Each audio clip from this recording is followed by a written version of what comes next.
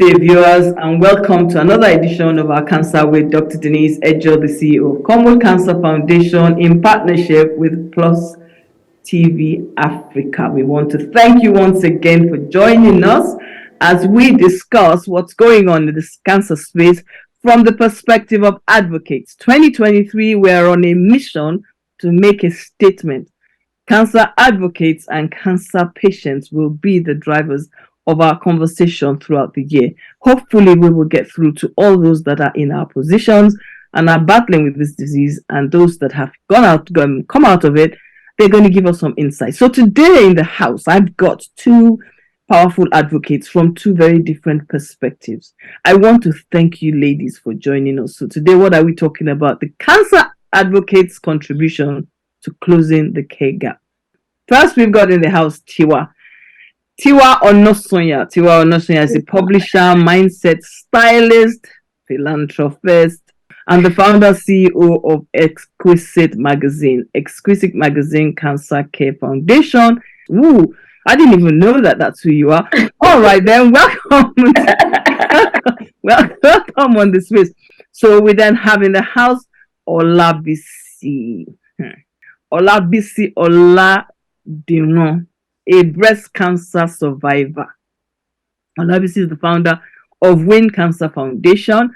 Win Cancer Foundation's mission is to support cancer patients and survivors, including their caregivers, to provide emotional, counseling support, respite, including financial support. Oh wow! Thank you very much. You see, when you have powerful women in the house, we have to recognize you guys, man. So today we're going to be talking about the challenges. February 4th is the World Cancer Day, and the theme of World Cancer Day is closing the care gap. Now, both parties or all of us on this platform are in one way funding, supporting, or stakeholders in the discussion on what constitutes closing the care gap, especially as patient or patient advocates. So let me read out something that has just been posted in the last 24 hours. The UICC, now the UICC is the Union for International Cancer Control president, has highlighted a very big concern that I think the world needs to be aware of, and Nigeria needs to really take cognizance of what is going on. In January 2023, it has been stated that there are an additional 1.8 million people diagnosed with cancer globally. I said January 2023. This is 2023 January. Yes, we're now entering February, and this is what we're hearing. And sadly, in the same January, this is January 2023, around 900,000 people have already died of cancer. Welcome to our conversation about what is going on in our space. So briefly, I want us to share your cancer story. So when I use the word cancer story, I have an advocate and a cancer patient. So a cancer survivor. Let me start with the cancer story of Bisi. All right. Good morning, everyone. I'm here in the United States. It's still morning. So my story is a very interesting one. I was diagnosed with breast cancer at the age of, I think I was 26 or 27. 26. It's been 14 years now. The first in my family, so there's no history of cancer in my family, not any kind of cancer. When I got my so at the age of 16, actually, I did discover a lump on my left breast, and we had a lumpectomy, and it was benign. And then when I discovered the lump on my right breast so many years ago, I went through chemotherapy, lumpectomy, and radiation. 5 years later, the cancer returned, and at that time, I decided to go through mastectomy. The first time that I had this cancer, no one talked to me about mastectomy. If I did have that option then, or if I was aware of it, I would have opted for mastectomy. But it was less awareness. I was in panic. I just wanted to survive. So I was in survival mode, and whatever it is that my doctor said, I was going for it. I never did any kind of questioning, didn't do a lot of research, because as far as I was concerned, cancer was a white person's disease. So when he hit me, I was like, oh my God, when I'm Black, and in the whole process of all of this years, going through this journey, in researching and getting more information about cancer, I realized that it was very important to, first of all, create the awareness. So awareness was the first thing that brought wound cancer up. And as I was getting into the awareness, I realized that there was a lot of needs outside of awareness. And so that's how we gathered wound cancer. So that's just brief. There's a lot of more story behind that, but just to be brief. No, but actually, that is an interesting start to the conversation because you are breast cancer survivor turned advocate. Tewa, you are an advocate. You are throwing a lot of weight behind the advocacy. Why? What brought you to our space? What are you hoping to achieve? Maybe it's too many questions, so just try, and I will come back to some of them, I'm sure. Fantastic. Thank you so much. And I have to say that both you ladies are warriors. You are fighting the fight and you are winning. So I'm very, very I'm congratulating you both. I'm very excited to be on here. So yes, I am an advocate, and people always assume that, maybe I have a story to tell or something's happened in the past, and that is why I'm strongly advocating, especially for cervical cancer. And it's just because I feel like I am blessed to be to have been in a culture where, as long as you're sexually active or you get to about age 20, 21, they force you. And when I say force you, they don't, tell you nicely to go and get screened for cervical cancer. They actually, they tell you to get screened. If you're not getting screened, they send you a letter. If you're not responding to the letter, they would call you to go and have your screening done. And that's because a lot of women are dying from a cancer that is 100% preventable, and they want to stop it. And then I moved to Nigeria, kind of like started going back and forth to Nigeria in 2008, 2009, thereabouts. And one day I was speaking to one of my friends who, at that time we both had 2 children. And, I was just talking to her and saying that, I'm going back to England. I have a smear test, a pap smear booth that I have to do. And then she was like, what are you talking about? I'm like, huh? What do you mean, what am I talking about? This was the first time that it actually occurred to me that not everybody, even people that are educated, not everybody knew about cervical cancer. They didn't even know. And she was looking at me with a blank face, like, what are you talking about? And I'm like, the test for cervical cancer that you have to do every 3 years? She was blank. We've had 2 children. That means, and the reason I keep saying we've had children is because even after I had my son, they did a swab to just check that everything is normal. And I'm thinking to her, have you never had? She said no, she's never had a screening, and she doesn't even know what I'm talking about. So at that stage, we'd started Exquisite magazine. I think Exquisite started in 2003. So we've been a few years into that. And then, so I came to England, did the test, but I was a little bit worried. And I was scared as well. So I started doing a bit of research. And then I found out that according to the WHO report, 1 woman dies every hour of cervical cancer in Nigeria. I was like, what? And apparently, and 1 woman every minute of breast cancer. And then I kept reading on. And I'm like, oh my God, this is not acceptable.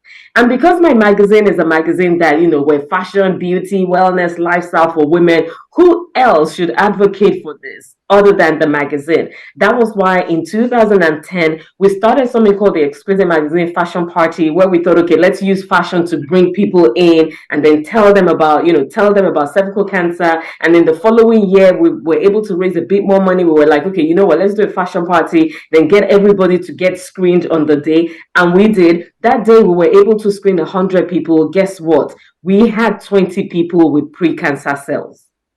This was in 2011. Unbelievable. And then by 2012, we were like, okay, you know what? Instead of all these monies we raised, to God's glory, even though we don't raise the amount that we want, but these little monies that we raise, instead of doing a fashion party where we have to pay models, we have to pay makeup artists, let's do a walk. Let's do a walk where bulk of the money we now have will go towards screening people. So what we started to do was, okay, yeah, let's do a walk, raise awareness. And the big thing for us is raising the awareness, because we found out that Nobody. No, and when I say nobody, maybe like 0.001% of people in Nigeria then know about cervical cancer. Because we did it, I don't know if you're familiar with the Palms, the shopping mall in Lagos. We did a survey in 2011 or so. We did a survey at the Palms, and about 99% of the women didn't know about cervical cancer, and then the ones that knew haven't been screened at all, never.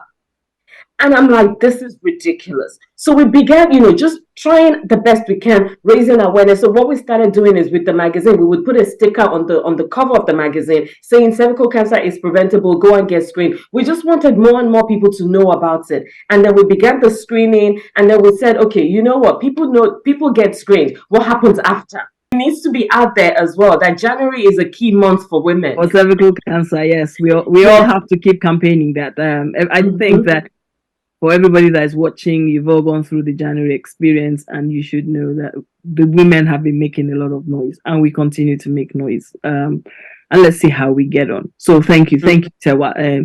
But I need to move this now. So, what are your desired expectations in closing the care gap? Because we are struggling as a country, and we have to be realistic. We can't keep lying about this. So give me 3 expectations you have. Financial? Give me 3 expectations. My huge expectation would be, God help us, funds to be directed at preventative measures, and also people that already have cancers to be able to help them survive even better. I say preventative measures because the awareness is still very, very low. And if the awareness is there and people are going out to get screened and people are not scared to get screened, we will get somewhere, especially with the preventable cancers. People should know that, during your period, or is it after your period, feel around your boobs to be able to do this. People need the information. Information is key. So when we're even talking about finance, we're not only talking about finance for treatment, we're talking about finance to, make everything more visible. Let the publicity be out there. And then, having that care for people who already have cancer so they're not dying from these cancers.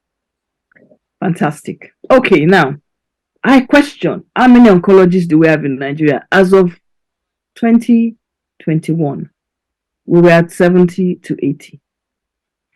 As of Exodus going on now, how many have we got left?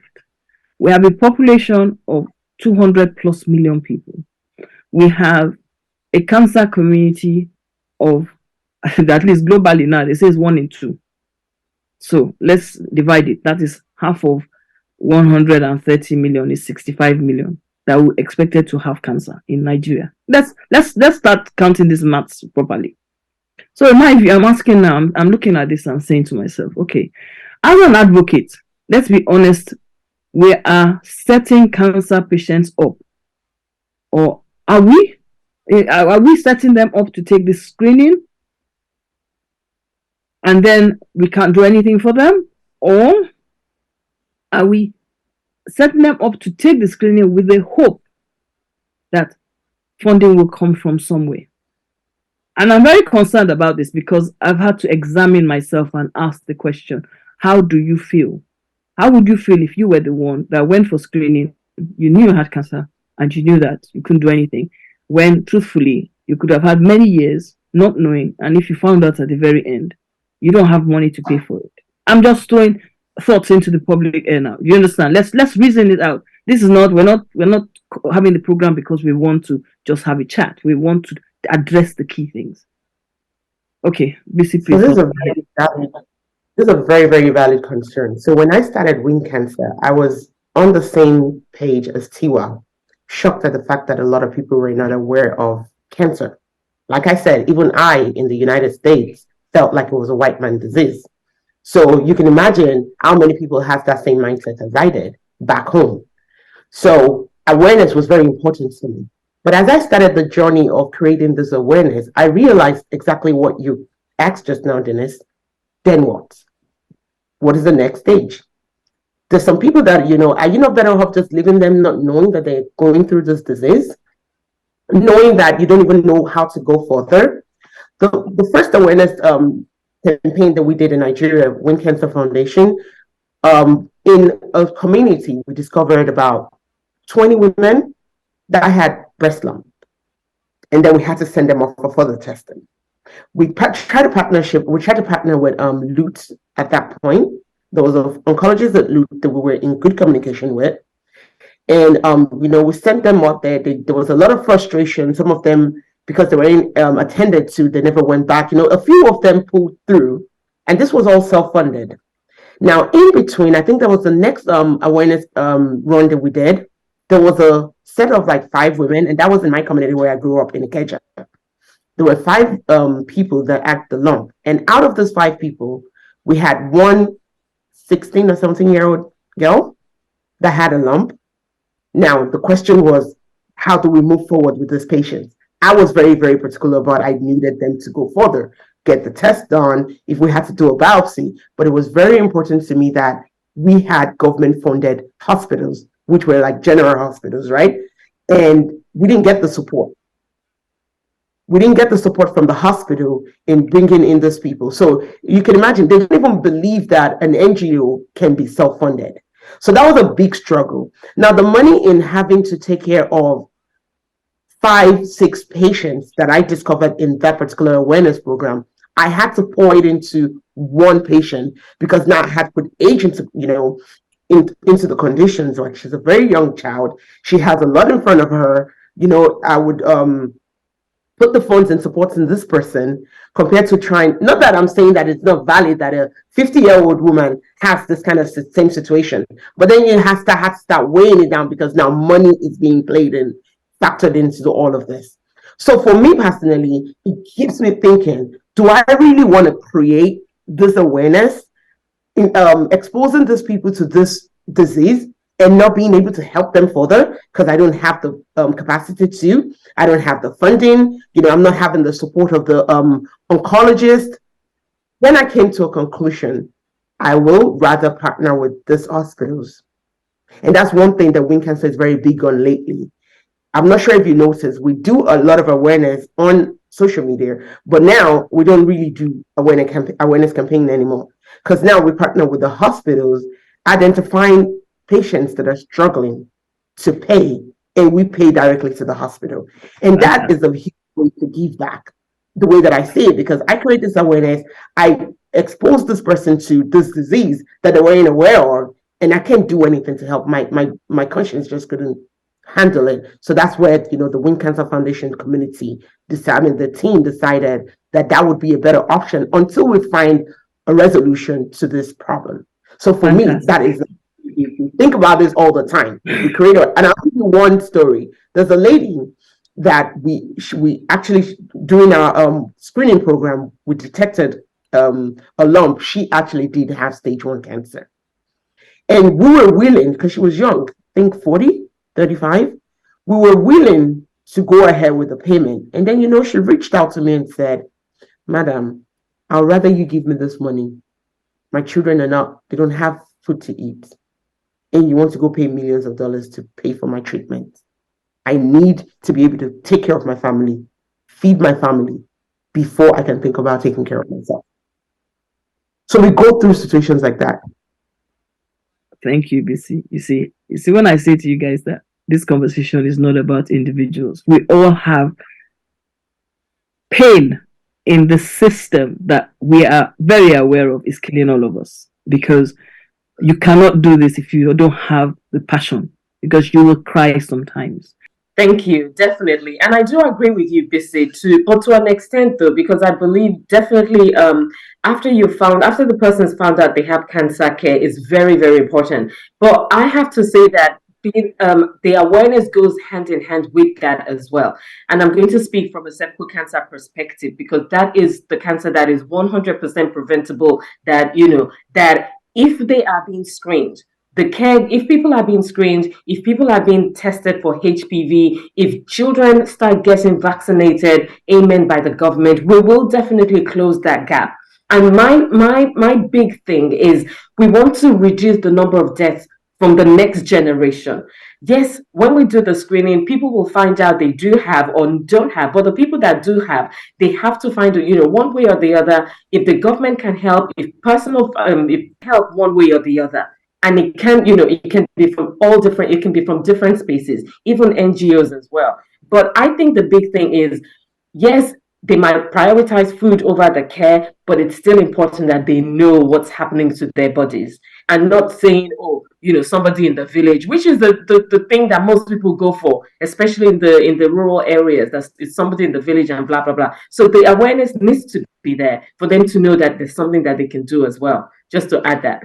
Thank you. I totally agree with you that it comes end in end. I totally agree with you, but I'm just saying based on my experience, yeah.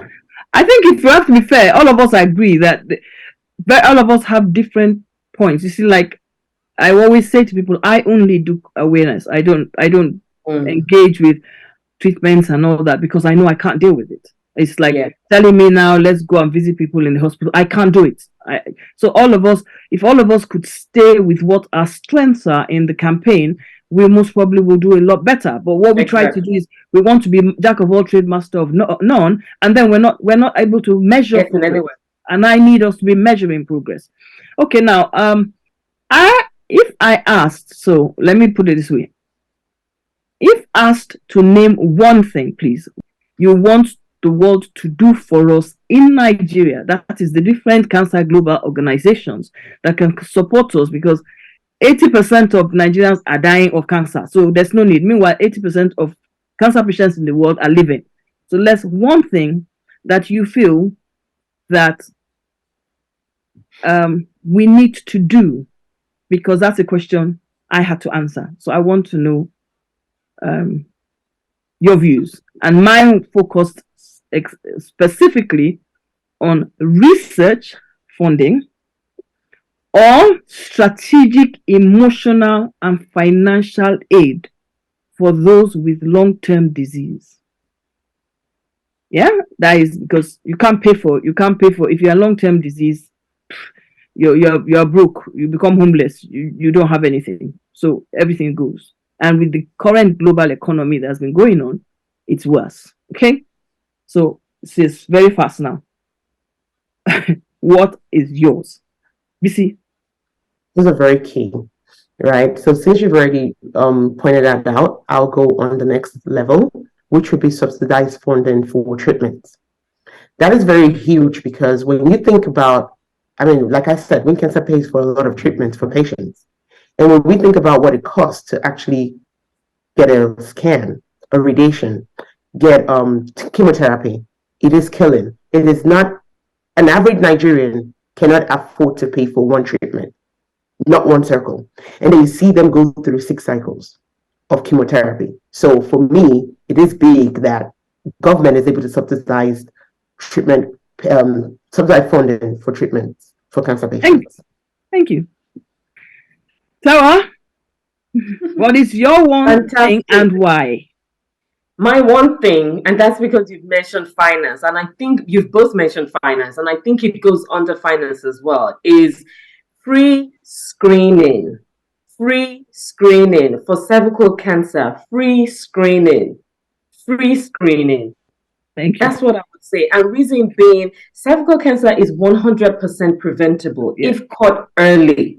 So let people who are sexually active get free screening. And I suppose it goes under finance because the government would need to put a budget to be able to do that. But free screening, if we're saying we want to close, I go on, I know, but it's just something that I'm just like, So no, but it's fair. It's a fair comment because free screening is free screening. You see, like that's what we're trying to address. So I agree with you, and we're now in a place where, from what I understand, Nigeria has now gotten to the point where we are going for what's it called? We're going for third quarter.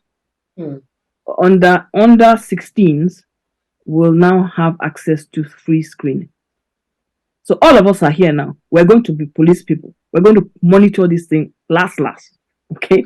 Because we have to make sure that it does happen.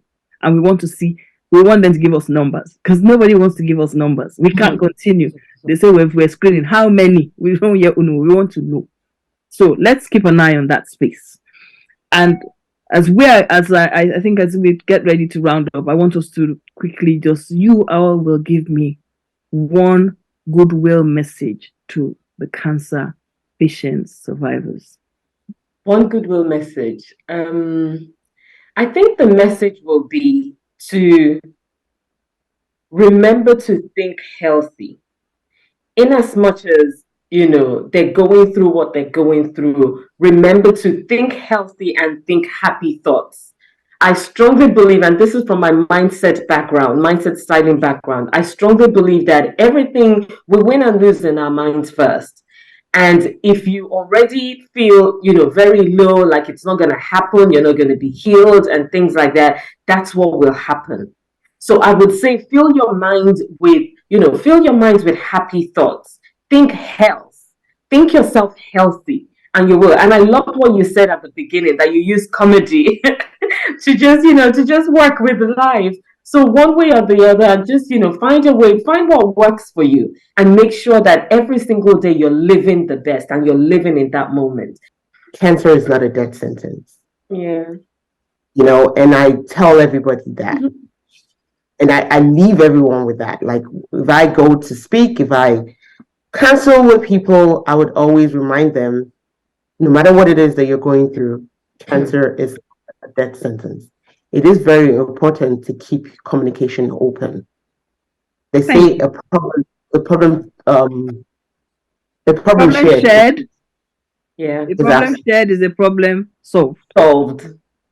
So cancer is not a death sentence. I want to thank you, ladies, very much for your time, for engaging with me today. I want to say to the viewers, we're all sitting here and we laugh. We laugh because you have to have some level of finding yourself in the midst of any storm. And no matter how hard this or what you see as the storm raging, please reach out for help. You can find all my guests are on the social media spaces. So Tewa, please, can you quickly give us your handle? Okay. Ours is at EMAC_Cervical Cancer Foundation. EMAC, EMAC. Thank you. And the same applies to you. Win Cancer Foundation on Instagram. Win Cancer Foundation, WIN Cancer Foundation. Thank you, ladies. I really appreciate your time. I really appreciate what you've done at PM Plus TV. We really appreciate your engaging in this conversation. Follow us on our social media page, Commode Cancer Foundation. We've got a YouTube page which will host these videos.